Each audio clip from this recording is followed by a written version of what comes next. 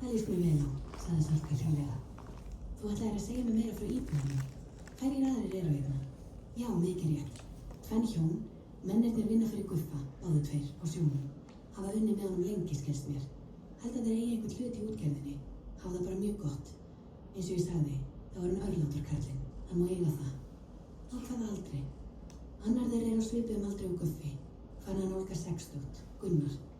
Konan hans, Guðrún, rekur kaupfélagið þarna. Þótt að standi varla undir nafni. Gunni og Gunnar segja það til. Kaupfélagið í húsinu hérna við hliðina á mínu. Gamalt lítið steinhús. Hún brosti. Þetta eiginlega kaupfélagsútibú og stundum óvæðum og heldur fátæklegt. En enginn þarf að svelta samt. Þetta var að töluverð viðbrigði fyrir þig, stúlku úr stórborginni. Ég hlýt að venjast þessu. Maður getur vanist þetta. Una var raunar ekki alveg viss það, en lét kyrrt liggja. Hin hjónin eru yngri, eitthvað fertugt. Kolbeinn og Inga.